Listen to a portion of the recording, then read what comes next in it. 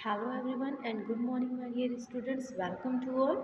सो students, आज हम पढ़ने जा रहे हैं अपने बी फॉर्म सेकेंड ईयर के थर्ड सेमेस्टर का जो सब्जेक्ट है माइक्रोबायोलॉजी। और माइक्रोबायोलॉजी की लास्ट यूनिट के हम आजकल डिस्कस कर रहे हैं। सो इसमें जो हम अपने टॉपिक को आज पढ़ने जा रहे हैं, हम अपने इस स्लाइड में डिस्कस करेंगे, वो है preservation of pharmaceutical products using the anti microbial agent. तो फर्स्ट ऑफ ऑल हम पढ़ने जा रहे हैं प्रिजर्वेशन के बारे में कि प्रिजर्वेशन क्या है, प्रिजर्वेटिव्स क्या होते हैं, कौन कौन सी ऐसी टेक्निक्स हैं। So let get started. अब हम देखते हैं व्हाट इज प्रिजर्वेटिव्स। अब हम देखते हैं व्हाट इज प्रिजर्वेटिव। डेफिनेशन या इंट्रोडक्शन की बात करें कि प्रिजर्वेटिव्स हमारे होते क्या हैं और किस लिए काम में आते हैं, तो देखते हैं। Preservative are a widely employed of the pharmaceutical dosages form such as the emulsion, suspension, semi solid, parental preparation.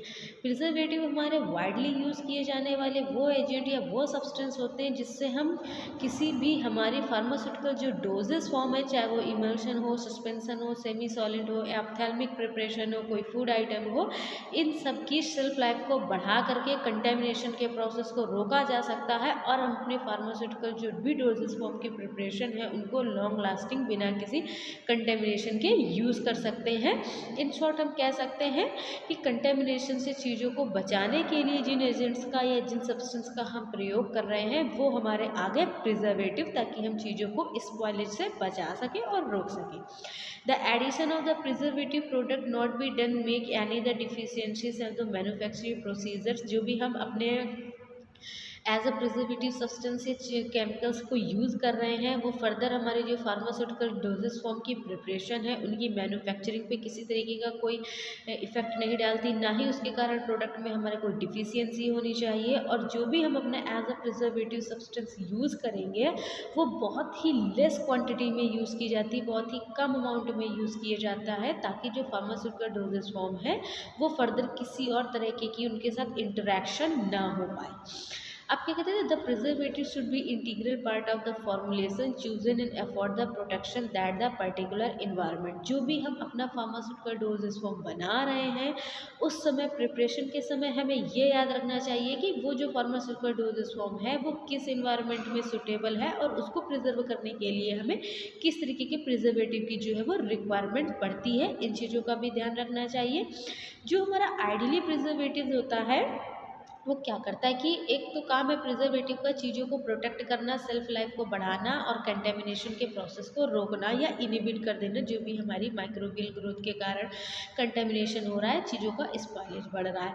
एक आइडियल जो प्रिजर्वेटिव होता है वो क्या करता है कि ideal preservative should be able to kill the microbial contamination. की जो हमारा आइडियल प्रिजर्वेटिव है उसकी ये प्रॉपर्टी होनी चाहिए कि वो हमारे कॉन्टेमिनेशन के प्रोसेस को रोकेगा, मतलब कि जो भी हमारे माइक्रोबियल ग्रोथ हो रही है उसको ख़त्म कर देगा, माइक्रोब्स जो है वो किल हो जाएंगे एंड रैपिडली, मतलब जो भी इसका एक्शन है हमारे प्रिजर्वेटिव का वो काफ़ी रैपिडली होना चाहिए कि जैसे ही कंटेमिनेशन हो तो वो तुरंत माइक्रोबियल ग्रोथ को रोक दे, माइक्रोबियल ग्रोथ इनिबिट कर दे, मतलब माइक्रोब्स को किल कर दे।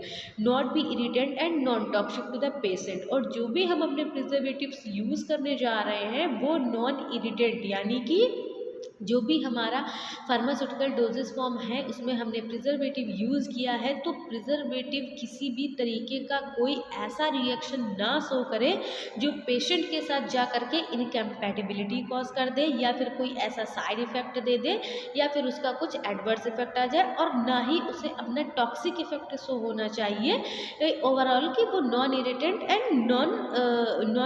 और नॉन टॉक्सिक होना चाहिए। हम जो भी फर्दर प्रिजर्वेटिव अपने फार्मास्यूटिकल डोजेस फॉर्म की प्रिपरेशन के लिए यूज़ करने जा रहे हैं, वो फॉर्मुलेशन कोई भी हो। आइडियली प्रिजर्वेटिव्स ऐसी थी and the most active anti microbial agent often generally non selective, it is the of action. क्या होता है कि जो भी हम अपना आइडियली या फिर most active anti microbial agent use करते हैं वो हमारे नॉन सेलेक्टिव एक्शन को प्रोड्यूस करते हैं, मतलब कि उनका काम है चीज़ों को प्रिजर्व रखना, प्रोटेक्ट करना, और इसके अलावा वो फर्दर अपना कोई ऐसा स्पेसिफिक रिएक्शन नहीं देते हैं फार्मास्यूटिकल डोजेस फॉर्म में जो कि जाकर के पेशेंट के साथ इनकम्पैटिबिलिटी को कॉज कर दे। They should be selective in reacting within the contamination and not be ingredient of the medicine। जो भी हम अपने प्रिजर्वेटिव के लिए मटेरियल यूज़ कर रहे हैं या preservative as a substance use कर रहे हैं वो हमारे सिलेक्टिव होते हैं, और वो ये क्या करते हैं, कॉन्टामिनेशन जो है उसमें ही जाके मतलब माइक्रोब्स वगैरह की जो अगर ग्रोथ हो रही है सिर्फ ये माइक्रोब्स के साथ रिएक्ट करके उसके कॉन्टामिनेशन को रोकेंगे, स्पॉयलेज होने के प्रोसेस को बढ़ाएंगे, न कि फर्दर जो हमारी मेडिसिनल प्रिपरेशन का कोई एक्टिव इंग्रेडिएंट है या कोई भी एक्सपिएंट है उसके साथ ये जा करके अपना साइड इफेक्ट दे देंगे या कोई अपनी रिएक्शन जो है वो परफॉर्म करेंगे।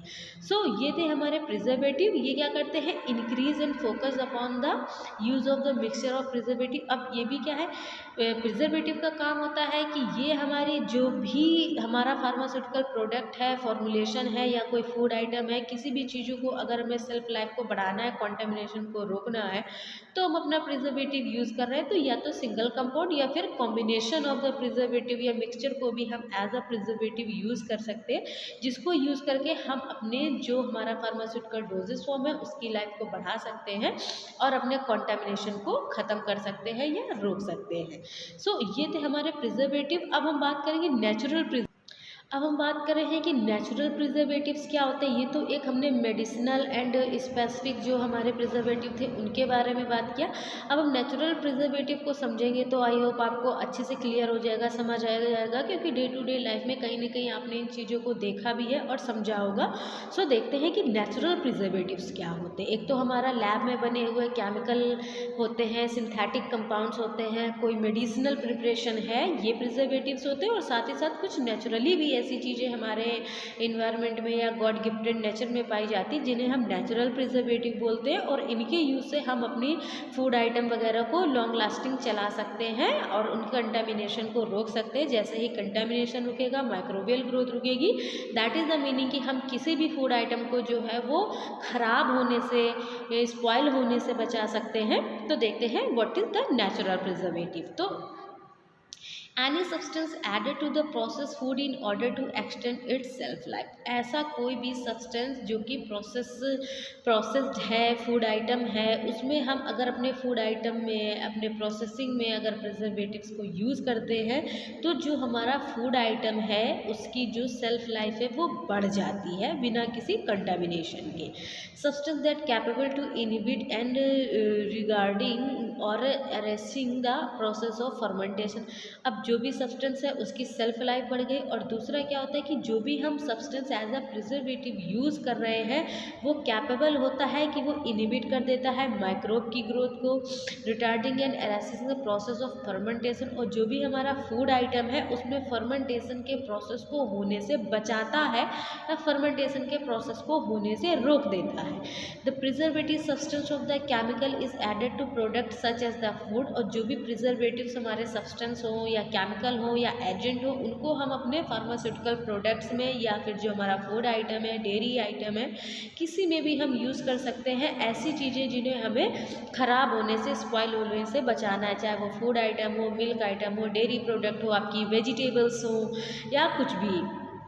And the food preservation has been defined the science which is deals with the process of the preservation, decay of spoilage food, thus allowing to the stored and condition of the future use. अब preservation या preservation तो हमने जान लिया। अब food preservation मतलब कि food के आइटम को प्रोटेक्ट करने के लिए, प्रिजर्व करने के लिए हम जिन भी सब्सटेंस को यूज़ करते हैं वो हमारे प्रिजर्वेटिव है। अब ये मेथड हमारा प्रिजर्वेशन कहलाएगा। और प्रिजर्वेशन अगर हम फूड आइटम का करते हैं तो वो फर्दर हमारे फ्यूचर में यूज़ के लिए हमें काम में आते हैं, जिसको हम आगे यूज़ करते हैं बिना किसी कंटामिनेशन के, बिना किसी प्रॉब्लम के। अब इम्पॉर्टेंस की अगर हम बात करें तो इम्पॉर्टेंस क्या होता है, प्रिजर्वेटिव हम क्यों यूज़ करते हैं, तो सिंपल सी बात है, इसका बहुत ज़्यादा इम्पॉर्टेंट है हमारी फूड इंडस्ट्री में और मैन्युफैक्चरिंग की इंडस्ट्री में, ताकि जो भी हमारी खाने पीने वाली ईडेबल चीज़ें हैं उनको लॉन्ग लाइफ तक हम अच्छे से रख सकते हैं, उनके न्यूट्रिएंट्स भी हम मेंटेन रख सकते हैं। By preventing the food of the shelf life, food increase and many food products can be preserved for a longer time.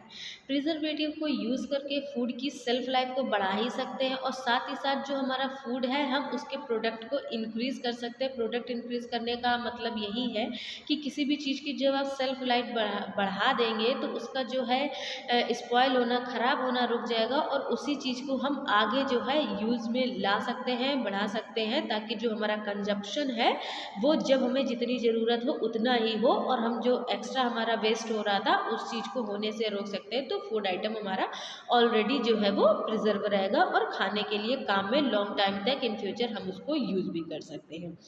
By preventing the food can be enjoy the seasonable food. अब क्या है कि आपने देखा होगा कि कुछ ऐसे फ्रूट्स एंड वेजिटेबल्स होती है मार्केट में अवेलेबल है जो कि हमें सीज़न बाय सीज़न ही मिलती हैं। अगर ऐसा कुछ होता है कि हमें अपने फूड आइटम या फ्रूट्स वेजिटेबल को सीज़न के बाद में इंजॉय करना है तब हमारे पास वो फूड आइटम नहीं है, तो with the help of preservative हम चीज़ों को प्रिजर्व करके रख सकते हैं ताकि इन फ्यूचर अगर उस फल या सब्जी का सीज़न नहीं भी है तो भी हम उसको प्रिजर्वेशन मेथड के थ्रू हमने प्रिजर्व करके रखा है तो वो हमें किसी भी सीज़न में खाने के लिए अवेलेबल है, हम खा सकते हैं, इंजॉय कर सकते हैं और फूड के वेस्टेज को भी हम इस तरीके से बचा सकते हैं। It can be also added the variety of the food in a diet. इसके से क्या होता है कि अगर हम चीज़ों को प्रिजर्व करके रखेंगे, स्टोर करके रखेंगे तो किसी भी सीज़न में हम चीज़ों को खा सकते हैं, टेस्ट ले सकते हैं और साथ ही साथ जो हम अपनी डाइट में वेरियस टाइप ऑफ के फूड आइटम को, वेजिटेबल्स को इंक्लूड कर सकते हैं तो काफ़ी सारे वेरिएशन भी हमारे इससे बन जाते हैं और हमें देखने को मिलता है। It is also decrease the wastage of fruit. अब अगर हम किसी भी चीज़ को प्रिजर्व करके रख रहे हैं मतलब वो स्पॉइल नहीं हो रहा, ख़राब नहीं हो रहा है, लॉन्ग टाइम तक चल रहा है, तो इससे एक सबसे बड़ा फ़ायदा ये भी है कि जो हमारा वेस्टेज हो रहा था फूड आइटम का कि हमें जितनी ज़रूरत थी हमने कंजप्शन कर लिया, अब बाकी बच गया तो उसका क्या करें, क्योंकि फूड आइटम हमारा लॉन्ग टाइम तक नहीं चल सकता, वो ख़राब हो जाता है। तो अगर हम प्रिजर्वेटिव का यूज़ करेंगे तो जो हमारे फूड का अनवांटेड वेस्ट हो रहा था उसको हम वेस्ट को भी रोक सकते हैं, वेस्टेज नहीं हो पाएगा और जितनी हमें ज़रूरत होगी हम फर्दर उतना यूज़ कर सकते हैं। It can be also important in preventing the nutrients present in a food. अब जब हम फूड के वेस्टेज को रोक रहे हैं, फूड के स्पॉइलेज को रोक रहे हैं तो क्या है कि जो भी हमारा फूड आइटम है उसमें जो भी न्यूट्रिएंट्स प्रेजेंट है वो न्यूट्रिएंट्स भी हमें लॉन्ग टर्म तक एज इट इज़ यूज़ करने को मिलते हैं। हम फूड की न्यूट्रिशनल वैल्यू को भी बढ़ा सकते हैं, क्या मतलब उसको मेंटेन करके रख सकते हैं। फूड की न्यूट्रिशनल वैल्यू तो नहीं बढ़ा सकते कि जितनी रिक्वायर्ड में उसमें न्यूट्रिएंट्स प्रेजेंट है, मगर वो स्टेबल रहेंगे हमारे लॉन्ग टाइम तक, इतना हो सकता है। अब हमारे कुछ एग्जाम्पल हैं ऐसे जो कि हमारे as a natural preservatives use करते हैं, तो डे टू डे लाइफ में हमने देखा ही होगा। तो बात करते हैं ऐसे कौन कौन से वो नेचुरल प्रिजर्वेटिव्स हैं, जैसे सॉल्ट है, शुगर है, विनेगर है, लेमन जूस है, रोजमेरी एक्सट्रैक्ट है, ऑनियन है, olive oil, cloves, oregano, castor oil, ginger है। ये सब हमारे ऐसे आइटम हैं जो डे टू डे लाइफ में हमें देखने को मिलते हैं, फूड इंडस्ट्री में इनका यूज़ होता है। और अगर इनमें से कोई भी आइटम हम यूज़ कर रहे हैं अपने फूड की प्रिपरेशन में तो ये आइटम्स हमारे क्या करते हैं, ये एजेंट हमारे एज अ प्रिजर्वेटिव काम करते हैं जो कि हमारे फूड आइटम को काफ़ी लॉन्ग टाइम तक बनाए रखते हैं, उसकी न्यूट्रिशनल वैल्यू बनाए रखते हैं और उसे स्पॉइलेज होने से रोकते हैं ताकि कोई उसमें कंटेमिनेशन ना हो सके, कोई भी माइक्रोब्स हमारा ग्रोथ ना कर सके। So student, I hope you are understood well. और आज हमने बात किया प्रिजर्वेटिव के पार्ट 1 के बारे में। रिमेनिंग का टॉपिक हम नेक्स्ट वीडियो में कन्वर्ट करेंगे। Thank you class.